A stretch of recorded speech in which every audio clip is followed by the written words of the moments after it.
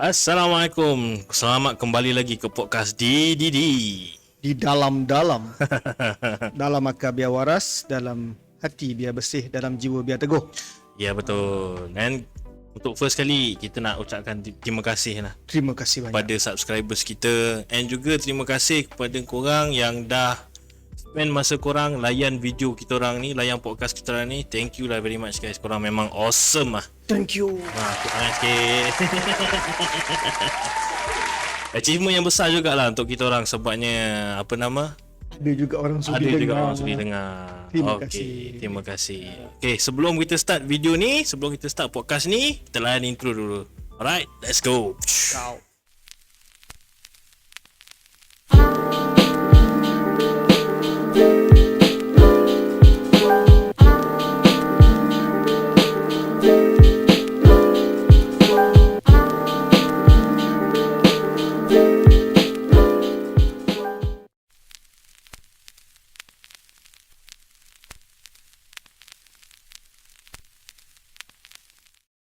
Tu benda. Alright, guys. Hari ni kita nak start pula dah. Start apa? Hari ni. Nak start apa? Okay, hari ni kita ada topik yang agak berat. Bukan agak berat, memang berat. Memang berat lah. Benda ni memang berat, Memang sensitif lah. Sensitif, bukan sensitif lah pada aku. Benda ni mungkin kita bukan pakarnya, tapi realitinya itulah yang terjadi Betul. dalam masyarakat kita. Betul. Lagi-lagi golongan-golongan macam B40 dan ke bawah ni lah. Especially golongan muda lah. Betul. Dan isu ni sebenarnya di request oleh sahabat aku. Dia nampak benda ni berlaku banyak dekat social media, kat masyarakat. So dia rasa benda ni macam perlu dibagi awareness lah untuk orang-orang kat luar sana. Betul. Especially viewers kita, siapa yang tengok ni, InsyaAllah korang beruntung lah, dapat sikit ilmu yang kita nak, sikit lah kita nak cuba sampaikan. Sebab kita, apa yang kita tahulah, apa yang kita tahu, kita cuba kongsi lah. Tak adalah kita tak makan sendiri. Kita bagi-bagi. Kita bagi-bagi ke orang. Cuma yang terbaik, yang baik tu ambil. Yang buruk tu memang Jadikan kita orang teladan, lah. Kita orang je lah yang buruk je. Isu dia sebenarnya isu pasal anak lah. Di zaman 2023 ni, adakah masih relevan untuk orang fikir anak tu rezeki? Salah tu. Bukan macam tu. Orang beranggapan anak itu rezeki, tapi diorang lupa anak itu adalah amanah. Yes. Yang sebenarnya amanah tu yang patut kita carry on lah, yang kita lakukan dengan sempurna lah. Betul, kita kena jaga, kita kena bagi keperluan, kita kena bagi didikan, banyak benda, banyak perkara yang perlu dititik beratkan. Rezeki is rezeki. Betul. Kita tak menafikan benda tu. Anak itu memang rezeki untuk orang tua dan rezeki untuk anak itu sendiri. Betul. Jadi yang menjadi persoalan sekarang ni, kenapa orang dah tahu tak boleh tapi anaknya ramai?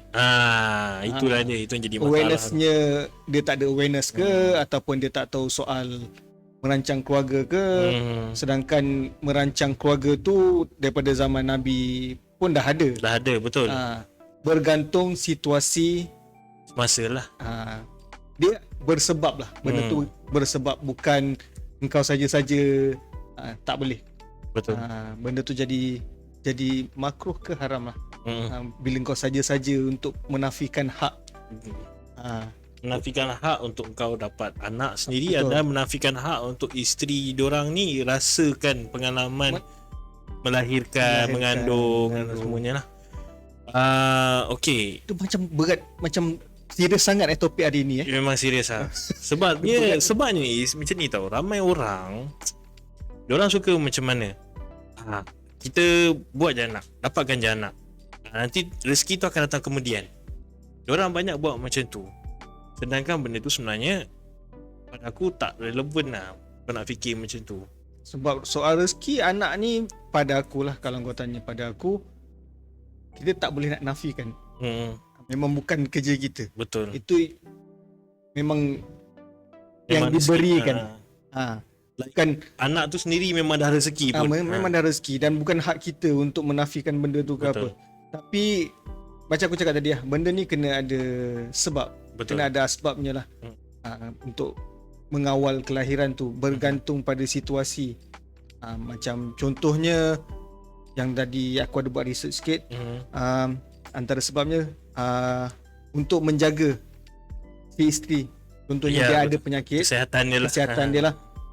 Kalau mengandung ataupun untuk melahirkan tu akan memburukkan keadaan dia, kesihatan dia. Ataupun contohnya yang mana ada C-section, so dia ada limit. Betul. So anaknya mungkin sampai 3 je, tak boleh lebih terhad. Bukan dia nak hadkan, tapi atas nasihat doktor, dia kena, itulah maksimumnya, sebab dia kena potong perut jadi memang ada had. Lepas tu kalau tiba-tiba hilang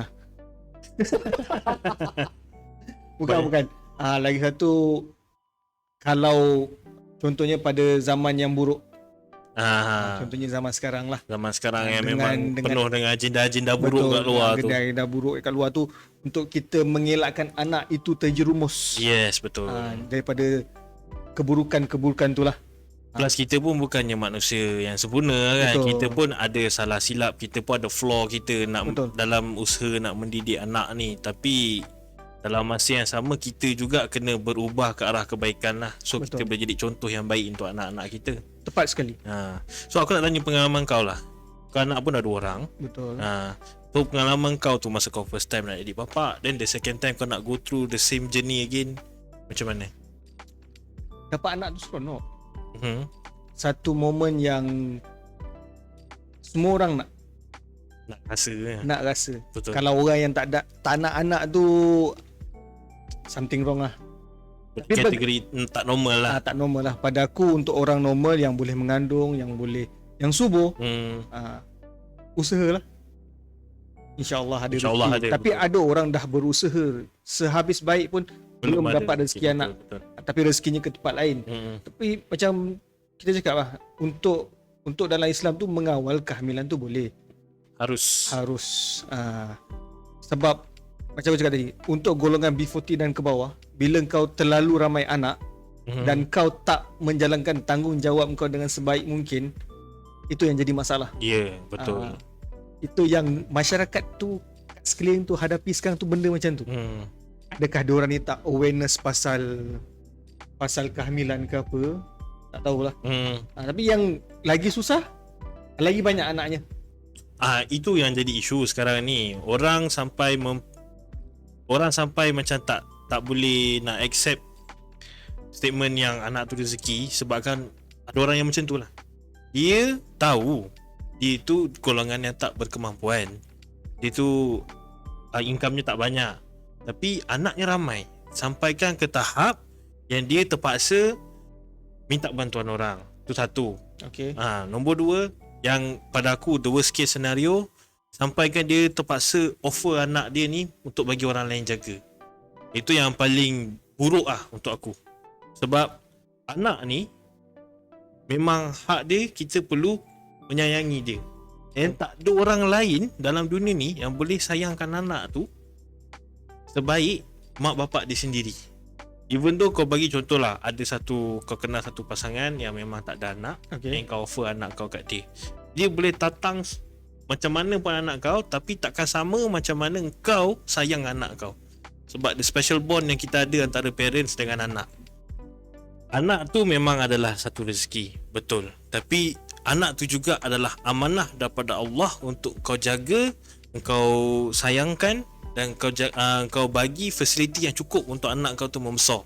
Betul. Didikan dari segi pendidikan, perubatan, healthcare, semua sekali. Betul. Kau jangan sampai tahap anak kau sakit, kau tak mampu nak hantar dia pergi klinik, end up penyakit dia tu, walaupun contohlah anak kita kecil, baru 9 bulan contoh, tapi dia kena demam panas.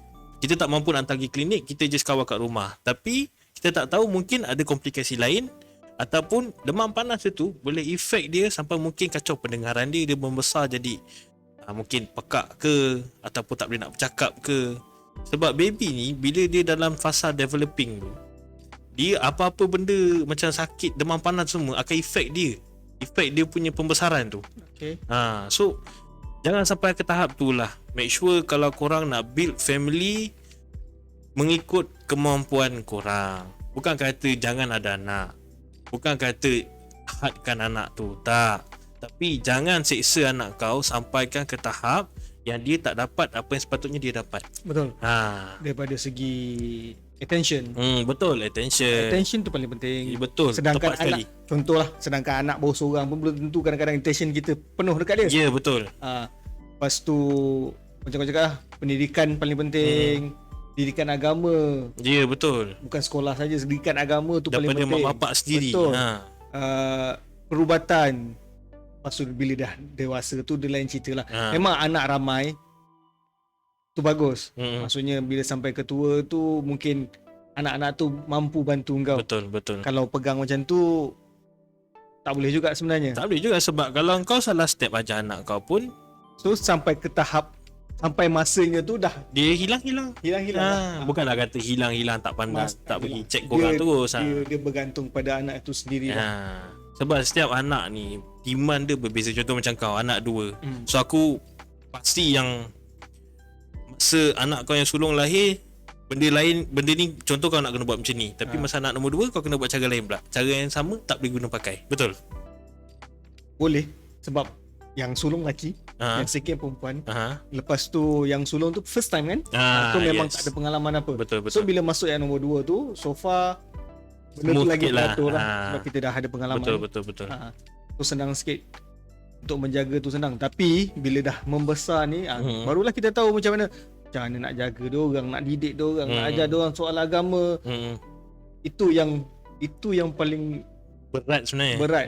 Bukanlah berat, tapi memang kena beratkan lah benda kita tu. kena titik beratkan benda tu lah. Sebab kita nak anak kita tu jadi orang kan. Ya, betul. Sebab kita tahu kita dulu macam mana kita dibesarkan macam mana. Memang parenting tu memang main peranan. Betul. Tapi ni sebab soal anak ramai, tapi kalau sampai tahap kau tak boleh nak jaga, kau tak boleh nak didik, kau tak boleh nak pantau dan merosakkan budak tu sendiri, better kau slow down lah. Lepas tu tolong aware lah, ambil tahu rancangannya macam mana, bagaimana. Semua kan dah ada. Betul. Mungkin contohlah memang dia orangnya yang susah lah, memang tak ada kemampuan, boleh pergi klinik kerajaan. Betul. Boleh minta nasihat daripada dia orang. Betul. Tak masalah pun. Jangan bedal nak hentam aja. Dan korang ni pun yai. Pantang malam Jumaat on saja. Tak payah malam Jumaat. Tiap-tiap malam silap-silap.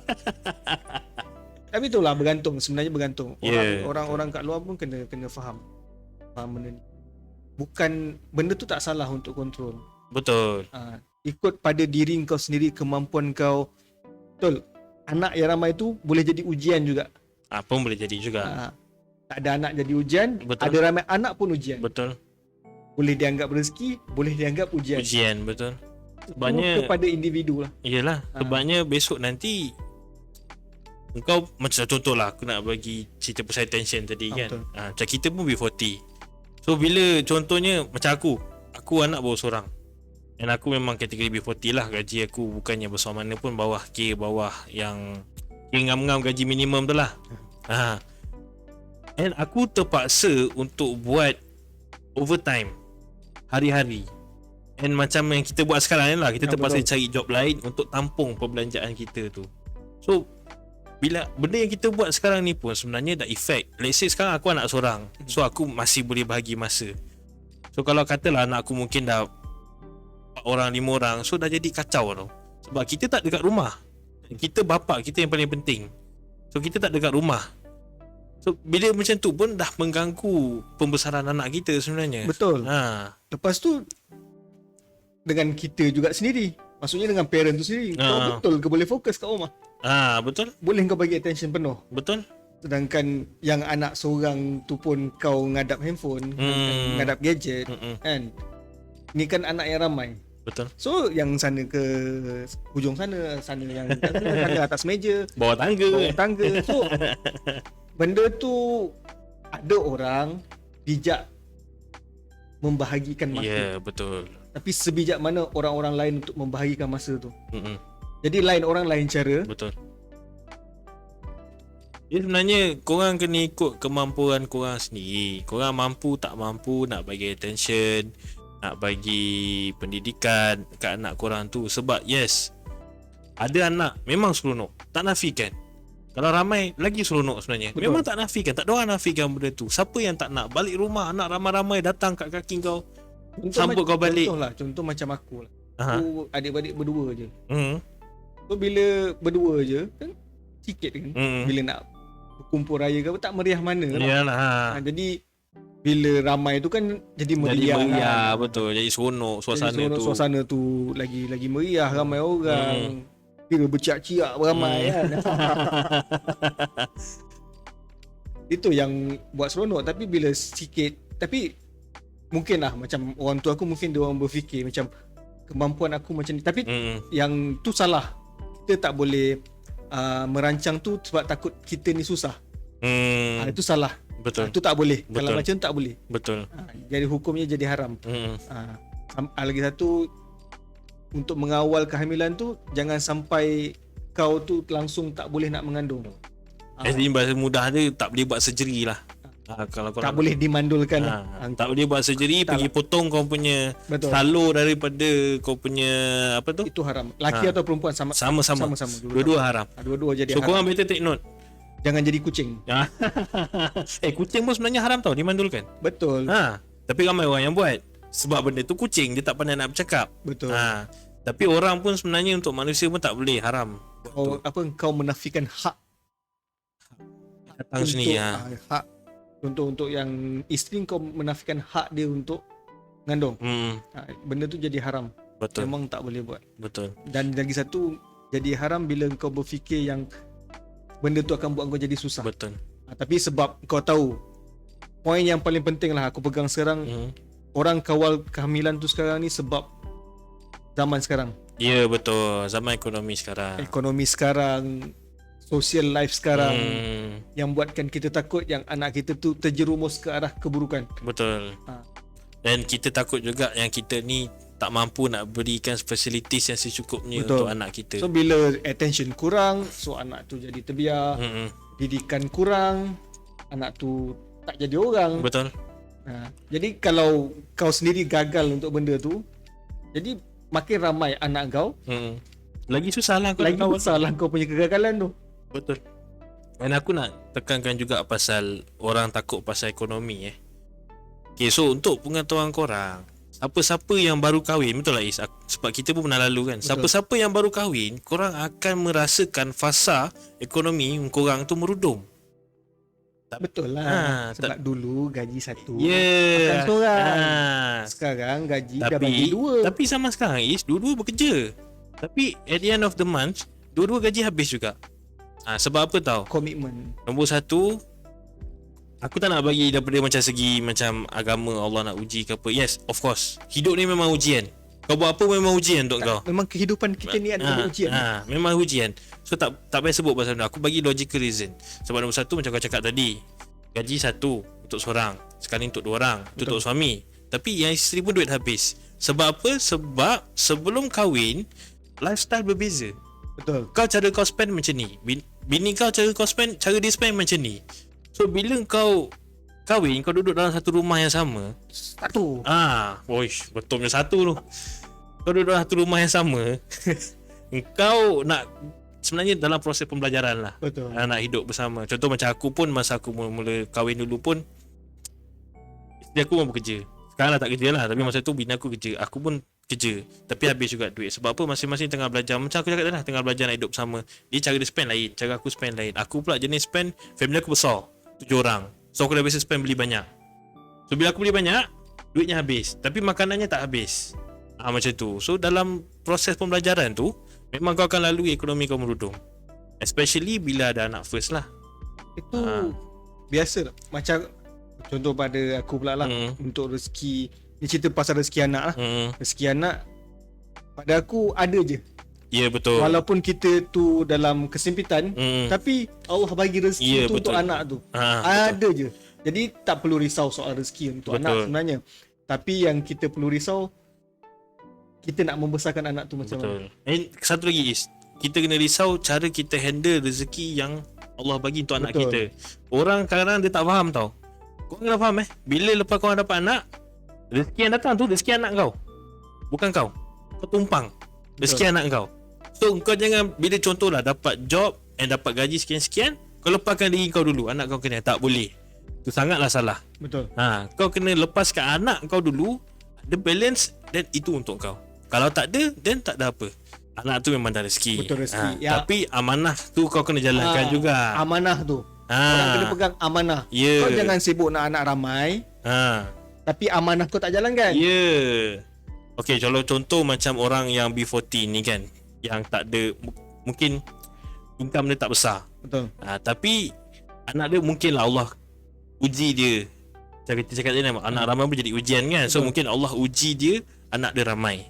So dia ni sebagai seorang bapa kena cari cara untuk dapatkan income lebih lah. Betul. So maksudnya pada aku lah, ni pada aku, tak kisah kau nak anak ramai, tapi kau kena usaha lah. Kau kena usaha.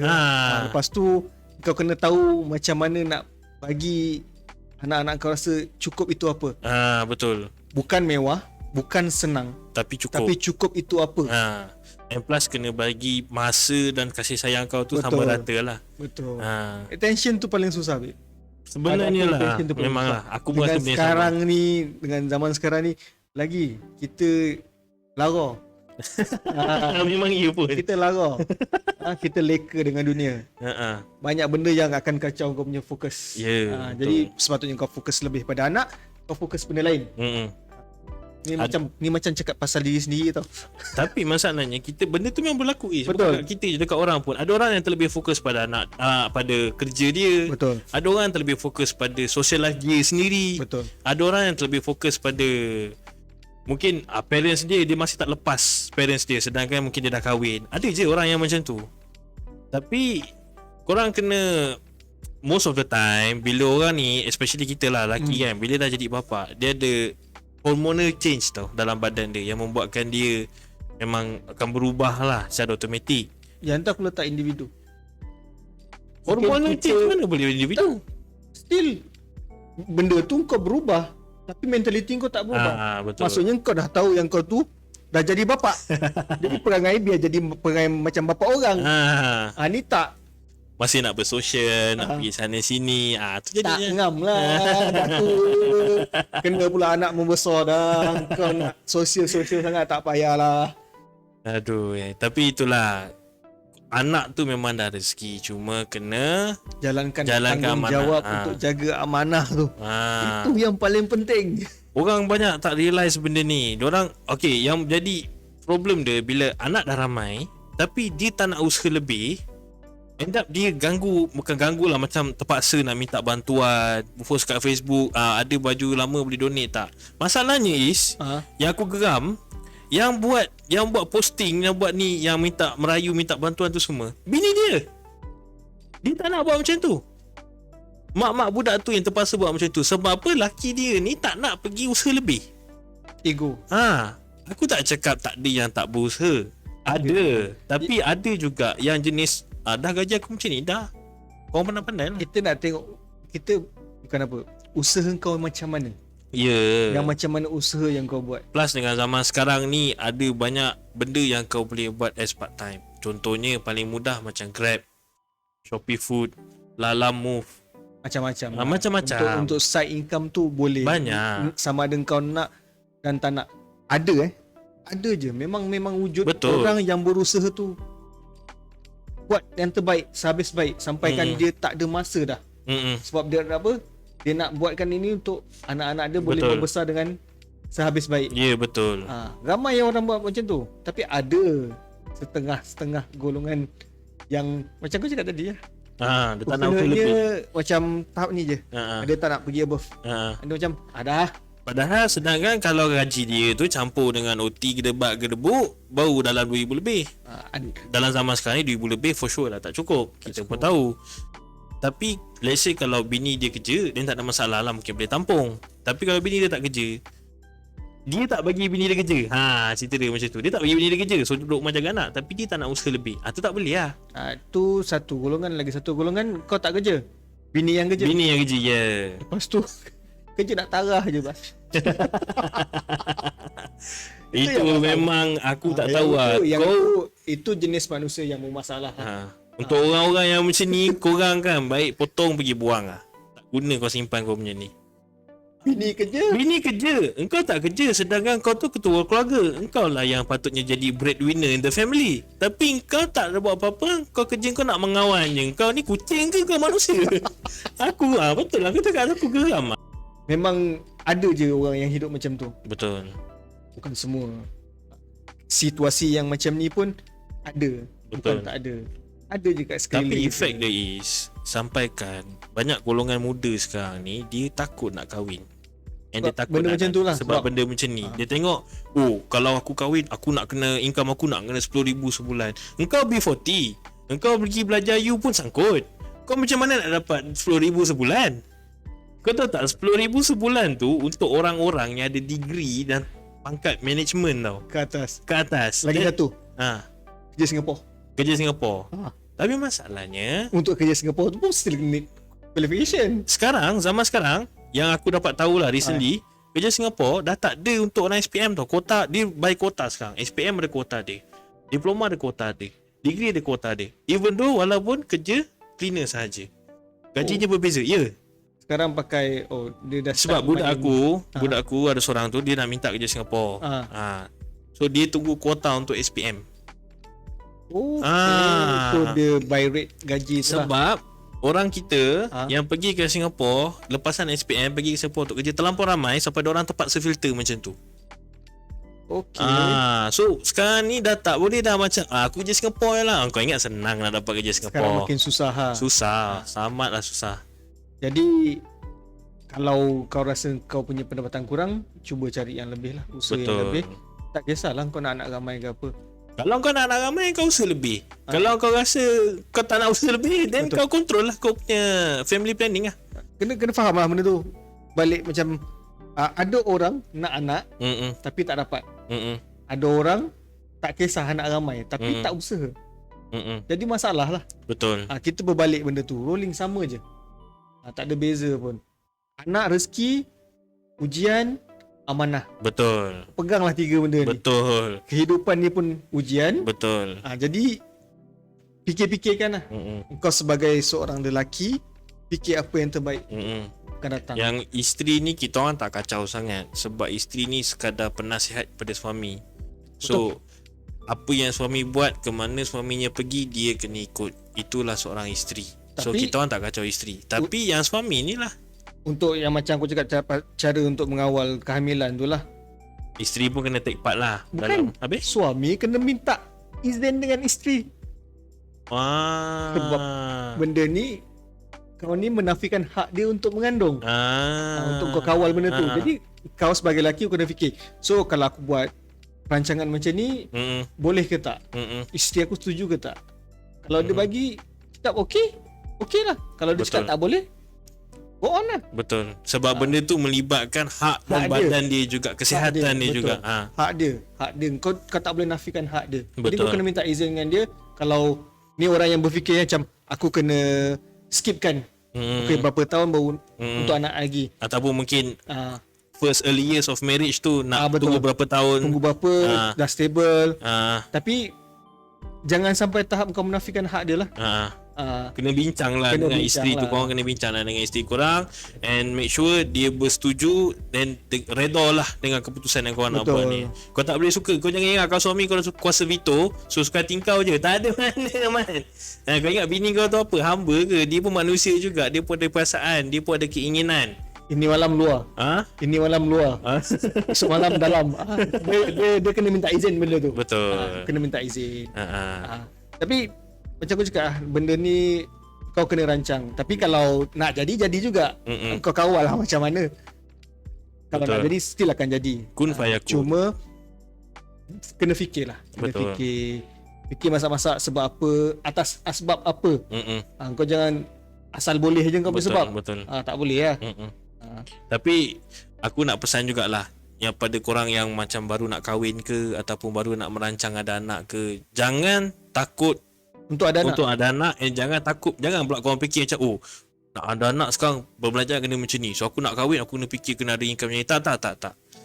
Jangan takut pasal ekonomi. Ekonomi, kalau kau fikir pasal duit sentiasa tak cukup. Berapa banyak duit kau pun, kau takkan rasa duit tu cukup. Sebab tu cakap didikan tu. Ha. Sebenarnya didikan untuk orang tua Itu tu sendiri. itu satu macam sekarang ni, orang bila dia dah dapat income lebih, dia nak mula nak berbelanja lebih. So dia belanja lebih, duit dah habis juga. So dia rasa macam, oh aku nak kena cek lebih lagi ni. So aku ada simpanan. Dia akan benda tu akan keep going. Takkan pernah cukup. Ya. Itulah maksud aku. Duit tu takkan pernah cukup. So korang jangan takut pasal kewangan, jangan takut pasal ekonomi. Yang perlu kau titik beratkan macam mana kau nak plan tu. plan. Yes. Kau Sebagai nak seorang jalankan lelaki, kehidupan tu. kau kena pandai planning, kau kena pandai decision making. Betul.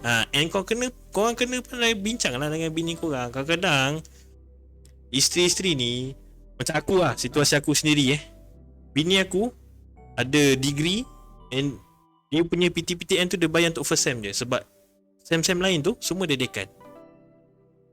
And aku ni setakat sampai STPM je. So kalau ada orang yang macam aku, situasi macam aku ni, tapi dia kepala otak dia terlampau ortodox, so dia tak nak dengar cakap isteri, tak boleh lah. Sedangkan kebanyakan perempuan sekarang ni pelajaran diorang ni tinggi. Diorang kadang ada perspektif yang kita tak perasan. Rumah tangga tu perbincangan. Sama-sama. Hidup sama-sama. Berbincang sama-sama. Bukan kepala kau je. Bukan kepala lelaki je, bukan kepala perempuan je. Kena balance. Kena berbagi. Sama juga untuk ada anak, untuk membesarkan anak. Bersama. Bukan aku besarkan dia seorang. Bukan. Walaupun isterinya yang duduk rumah, yang jaga anak, tapi macam mana pun apa-apa decision berkaitan dengan anak, suami dengan isteri kena duduk berbincang, sampai kata sepakat, buat keputusan yang betul, dan baru go on. Itulah cara yang sepatutnya. Betul. Kena fikirlah. Kena fikir. Korang kena bijak. Sebab nombor satu, macam kita cakap tadi, pendidikan adalah teramat penting. Betul. Sebab kalau korang sendirilah, kalau korang pergi dunia luar yang korang tengok, perbezaan antara orang yang pergi belajar dekat U ataupun pergi dapatkan pendidikan dengan orang yang tak dapatkan, yang setakat SPM je, yang membesar tepi jalan. Betul. Cara diorang berfikir teramatlah berbeza. Betul. Mindset pula, mentality tu teramatlah berbeza. Bukan aku nak kata orang tak pergi belajar ni bodoh. Tak, cara berfikir je lain. Cara berfikir lain. Cara buat decision lain. Dia tengok pergaulan juga. Social life tu macam mana juga. Engkau salah pilih orang, tak jadi apa. Betul. Tapi kalau kau pilih orang yang betul. Dan kau jenis yang nak berfikir sebelum buat apa-apa, so result dia akan sama je. Macam kau walaupun belajar tahap ni, kau sama je dengan yang kat atas tu. Dia boleh sama tapi untuk dia capaikan tahap yang sama tu teramatlah lambat. Lambat sikit lah. Aku taklah kata lambat sangat, lambat sikit lah. Mungkin kau diuji sekali macam ni dah banyak ujian baru kau nampak untuk education level kalau kita cerita pasal education level, dia sebenarnya bergantung pada orang. Sama je kau belajar tinggi, belum tentu kau punya pemikiran tu jauh ke depan. Kadang-kadang orang yang belajar tahap ni lagi jauh pemikiran dia. Ya, betul. Sebab apa? The real life tu yang penting. Betul. Tapi yang aku cuba sampaikan tadi, dia punya critical thinking tu. Okay. Betul, aku tak nafikan. Orang yang membesar, orang kata ijazah jalanan lah. Macam kita jugalah. Kita pun dulu berniaga kat bazar, kita berbesar kat berniaga tepi jalan. So, betul. So ada juga kelebihan dia. Cuma critical thinking tu, cara dia nak capaikan keputusan, cara dia analisis masalah dia tu, itu yang ada kelebihan dekat orang pergi ambil pendidikan lah. Sebab ada kebat yang lebih sikit. Aku kebat ni berat sikit. Kita sama kebat yang berat. Zaman sekarang ni lah baru ada kebat. Dulu zaman sekolah kita mana ada kebat? Tak ada. Aku ada kot. Zaman aku ada kot. Zaman kau ada ke? Macam ada sikit lah kot. Sebab aku kena kebat ni daripada sekolah. Ya, aku tanya orang lama. Zaman kita ada nas kebat? Tak ada kan? Memang. Sebab tu bila anak-anak saudara aku sekolah kebat, apa benda siap. Jadi blur lah. Betul. So tahap pendidikan tu penting lah. Tapi pendidikan nombor satu. Tak kisah, aku tak nafikan. Kau lahir bila pun, bila kau membesar ni, kau kena berfikir banyak, kau kena campur orang banyak. Betul. Jangan ikut kepala kau je. Betul. Baru kau tahu kehidupan tu macam mana. Betul. Tak semestinya kau belajar macam ni, cara pemikiran kau macam ni. Tapi itu bergantung macam aku cakap, social life kau tu macam mana. Betul. Dengan siapa kau bercampur. Betul. Kalau kau bercampur dengan orang-orang yang ada akal, jadi Berakal kau akan lah jadi berakal. Jadi bila kau bercampur dengan orang yang otaknya sempit, fikirannya sempit, jadi kau memang tak akan berkembang ke mana. Tapi aku suka dengan kita punya editor punya pendapat lah pasal pendidikan ni. Sebab editor kita, dia cakap dengan anak dia, kau nak jadi apa kau jadi, as long as apa yang kau nak jadi tu berserta dengan pendidikan. So kau contohlah, kau nak jadi arkitek, so kau belajarlah untuk jadi arkitek. Kau nak jadi artis, dia cakap tadi, so kau nak jadi artis, boleh jadi artis yang ada pembelajaran. Betul. So maksudnya at least education kau tu ada. Bukan macam okay lah, habis SPM aku nak jadi penyanyi. Kau nak jadi penyanyi, kau setakat pergi karaoke tiap-tiap minggu. Kau pergi karaoke tiap-tiap minggu doesn't make you a singer. Kau kena ada pembelajaran. Sebab even macam orang macam artis lah, let's say kan, yang mana pelakon nak pergi kat arah penyanyi, dia pun pergi kelas. Betul. Ambil belajar macam mana nak menyanyi. Semua benda ada ilmu. Kau nak menyanyi ada ilmu, kau nak buat TikTok ada ilmu, kau nak buat YouTube ada ilmu. Sebenarnya education tu penting lah, yang penting. Dan education juga tu yang penting lah, penting. Apa benda lah. Education tu paling penting. Tak kisah kau nak jadi apa. Betul. Macam editor kita cakap lah. Director kita cakap. Director kita. Tak kisah apa pun kau nak jadi, apa pun kau nak buat, pendidikan tu paling penting. Belajar sehabis baik, setinggi yang boleh, semampu yang kau boleh. Kalau kau boleh belajar, pergi belajar. Kalau tak boleh, tak boleh. Sebab pembelajaran ni bukan termaktub kepada maksud you saja. Betul. Ada orang yang pergi belajar secara amali. Yang pergi kursus, pergi ambil technical, ambil wiring, electrician, kau nak ambil boiler, kau nak ambil apa-apa lah. Semua benda ada kebaikan dia. Yang penting kena ada pendidikan. Betul. So berbalik pada cerita anak ramai ni lah. So kadang-kadang bila anak ramai sangat, so ada tahap sampai anak tu terpaksa berkorban. Sebab tak dapat sambung belajar. Sedangkan dia qualified untuk sambung belajar. Betul. Tapi sebab keluarga tak mampu, jadi dia terhad. Dia tergantung kat situ. Sebab tu cakap, bila nak anak ramai boleh, tapi kau kena fikir future anak ni. Okay, kau boleh tak hantar dia pergi belajar? Memang rezeki anak tu lain-lain. Mungkin anak ni kita mampu hantar ke sini. Anak ini kita mampu hantar ke sini. Tapi jangan sampai tahap tak mampu nak hantar. Tak mampu nak hantar langsung. Betul. Memang itulah yang parent kena fikir. Realitinya sekarang banyak macam tu. Ramai orang yang tak mampu langsung nak hantar. Itu yang end up anaknya setakat sampai SPM dan mula buat benda bukan lah. Jadi sebab dia, nak mengisi masa lapang. Betul, dia jadi stres. Sebab kita pun pernah lalui zaman tu, habis sekolah. And biasanya orang, anak-anak yang habis sekolah dia mencari apa nak dia buat dengan kehidupan dia. So kita sebagai parents ni kena make sure kita lorongkan anak kita ke jalan yang betul, ke jalan yang boleh membuatkan dia jadi manusia yang berguna lah. Bukan jadi sampah masyarakat. Betul. Macam tu.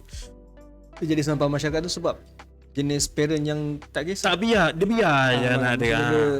Tak cukup lah bagi apa yang sepatutnya. Betul, tak cukup lah maksudnya. Itu yang jadi macam tu. Jadi kadang-kadang pun kita tak boleh nak salahkan parent juga.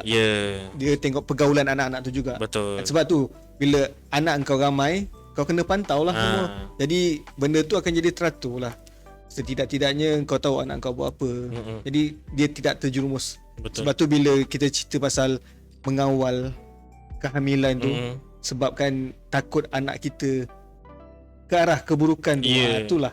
Okay lah, aku rasa panjang kita sembang hari ni. Panjang sebab isu dia macam serius loh. Lepas tu macam apa kenapa macam ni Tak apa, ini kita serius. Next content nanti kita akan buat konten lebih ceria untuk korang. Tapi ni sebab ada request kan, so kita bawa dulu lah. So terima kasih banyak. So kalau korang suka dengan konten yang kita keluarkan, make sure like, comment, share dan subscribe. Tekan sekali butang loceng tu untuk korang dapatkan notification bila kita keluar konten yang baru. Jumpa lagi for next video. Yes. Terima kasih. InsyaAllah. Assalamualaikum. Bye.